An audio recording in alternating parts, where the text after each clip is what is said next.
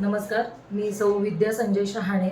मी विद्या विकास विद्यालय येथे आत्ता सध्या इयत्ता 5वी ते 7वी या वर्गांना गणित, विज्ञान, मॅथ्स, सायन्स हे विषय सध्या शिकवत आहे.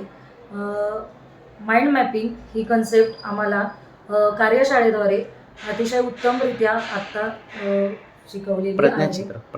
प्रज्ञाचित्र. तर ही कन्सेप्ट जी आहे, प्रज्ञाचित्राची संकल्पना जेव्हा आम्हाला कार्यशाळेतून मिळाली, फारच युनिक आणि अतिशय म्हणजे बुद्धीला चालना देणारी आमच्या स्वतःसाठी देखील होती. आणि आम्ही आत्तापर्यंत जे काही अभ्यासक्रमात घेत होतो त्यासाठी हे आम्हाला अतिशय एक उत्कृष्टरित्या आमचा अभ्यासक्रम आम्हाला मांडण्यासाठी प्रज्ञाचित्राचा आता आम्हाला होणारा उपयोग किंवा आम्ही आत्ता करत असलेला उपयोग आम्हाला आता जाणवायला लागलेला आहे.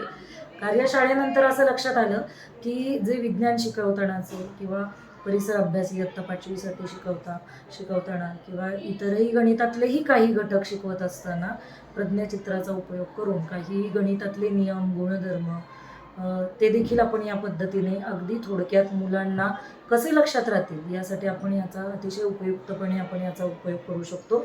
इयत्ता 6वीचं विज्ञान आणि तेच इंग्रजीतून सायन्स शिकवत असताना आपत्ती व्यवस्थापन हा विषय मी धडा जो होता तो मी शिकवत असताना याचा मला अगदी म्हणजे मुलांकडनं मला ती माहिती सहजरित्या जी होती ती या प्रज्ञाचित्राद्वारे अतिशय उत्कृष्टरित्या त्या माहितीचं सगळं दृढीकरण करताना मला वर्गात याचा अत्यंत उपयोग झालेला आहे. म्हणजे माहिती प्रचंड होती किंवा अख्खा संपूर्ण धडा म्हटलात तरी चालेल. तो अतिशय एका छोट्याशा कागदावर छोट्या छोट्या मुद्द्यांद्वारे पण अतिशय मुलांच्या लक्षात राहील अशा सोप्या पद्धतीने प्रज्ञाचित्र आम्हाला तयार करता आलं. हे प्रज्ञाचित्र मुलांकडून उत्तरं आलेलं आणि मग मी फळ्यावर ते घेतलं. त्यामुळे मुलांकडनं त्यांची संकल्पना किंवा त्यांचे अनुभव, त्यांचे ज्ञान हे मला प्रज्ञाचित्रातून मी मांडल्यावर किंवा त्यांनीही जे सांगितलं त्याप्रमाणे आमच्या वर्गातलं प्रज्ञाचित्र अतिशय सुंदर झालेलं होतं, सहज. आणि मुलांच्या दृढीकरणासाठी खास करून याचा अतिशय छान असा उपयोग आम्हाला दिसून आला. आणि फक्त विज्ञान असंच नाही म्हणणार मी की इतरही सगळ्या विषयात, इतिहास भूगोलासारख्याही विषयात, म्हणजे इयत्ता 5वीला परिसर 2 आहे, त्यातून इतिहास शिकतोय आपण आत्ता सध्या.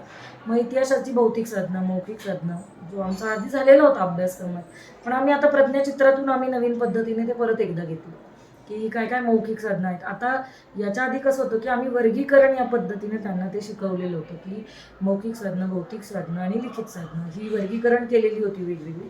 पण प्रज्ञाचित्रातून जसं आपल्याला कार्यशाळेत शिकवलं की आपण चित्रही काढू शकतो.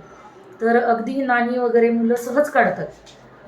भौतिक साधनं दाखवताना नाणी दाखवतात किंवा बुर्जपत्रे म्हणजे पान काढायचं, त्याच्यावर काहीतरी इतिहास लिहिलेला, असं म्हणजे त्यांना ती चित्र काढून ती कन्सेप्ट छोट्या छोट्या चित्रांद्वारे अतिशय मुलं म्हणजे सहज, म्हणजे ज्याची चित्रकलाही उत्कृष्ट नाही आहे पण तो काहीतरी आयडॉलिक, सिम्बॉलिक काहीतरी तो थोडं तरी काढू शकतो त्यातून आणि ते त्याला सहज लक्षात राहतं. याच्या आधी थोडंसं कसं होतं की म्हणजे त्यांचं कन्फ्युजन दिसून आलं की लिखितमध्ये, मौखिकमध्ये किंवा ते शब्द त्यांना थोडे नवीन होते इयत्ता 5वीसाठी.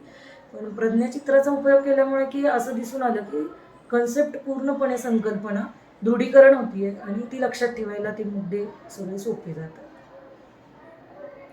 धन्यवाद.